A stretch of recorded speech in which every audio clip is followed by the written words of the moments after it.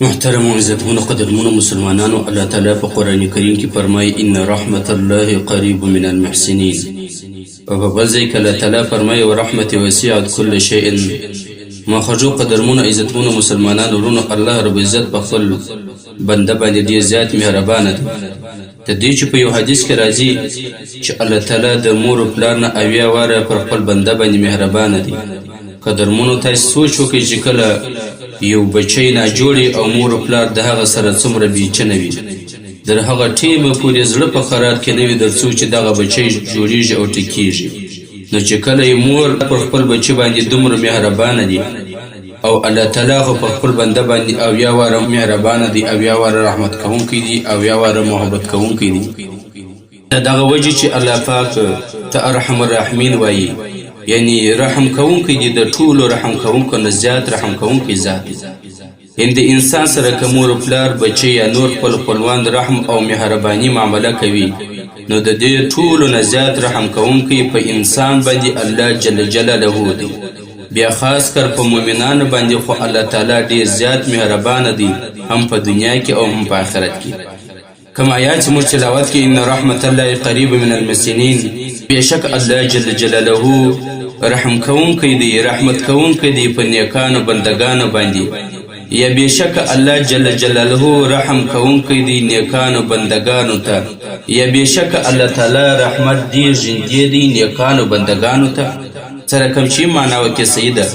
او بل ځای کې الله تعالی فرمایي وکانه بالمؤمنین رحیما، او الله جل جلاله په مؤمنانو باندې ډیر زیات مهربانه دی. ځکه امام بخاری رحمت الله علیه یو حدیث نقل کړی دی، ان لله ملأة رحمة 100 رحمة انزل منها رحمة واحدة بين الجن والإنس والبهائم والهوام، فبها يتعاطفون بها يتراحمون، وبما تعطف الوحش على ولدها، وأخر الله 99 رحمة يرحم بها عبادة يوم القيامة. نبی کریم صلی الله علیه وسلم بارک فرمایي چې د تعالی سل رحمتونه دي چې د هغه نه یو صرف الله تعالی دنیا ته نازل کړی دی. دغه یو رحمت یې تمثیل کړی دی جناتو، پیرانانو، انسانانو، چرپیانو او حشراتو ته.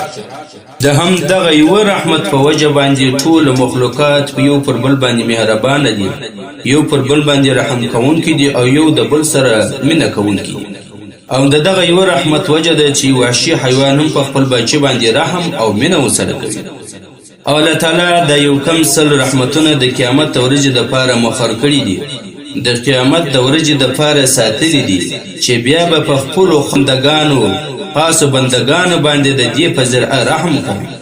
او دا پوره سل رحمتونه ټوله خاص د مؤمنانو دپاره دي، خاص په الله تعالی پر خپلو مؤمنانو باندې به د دغه سلو رحمتو په وجه الله تعالی رحم کوي. ځکه الله تعالی فرمایي ورحمت وسعت كل شیء. کله چې جلال الدین سیوطي رحمت الله علیه په خپل تفسیر دور منصور فی تفسیر المعثور کې لیکلي دي چې کله دا آیات نازل شو، حضرت ابن عباس د فرمایي چې کله دا آیات نازل شو ورحمت وسعت كل شیء، دا آیات نازل شو نو شیطان وویل انا من الشیء، زه هم د شیانو نه شیم. نو الله تعالی به پر ما باندې هم ورحمیږي، یعنی د قیامت په ورځ به د الله تعالی رحمت ما ته هم رسیږي. نو کله چې دا آیات نازل شو الذین یتبعون الرسول النبی الامي، دا رحمت د هغه چا د پاره خاص دی چې هغه تابعدار دي، تابعداري کوي د رسول چې نبی امي دی، یعنی د محمد صلی الله علیه وسلم مبارک تابعدار وي، د هغه حکمونه منونکي، د هغه پر نقش قدم باندې رواني. دا رحمت د هغه چا د پاره خاص دی.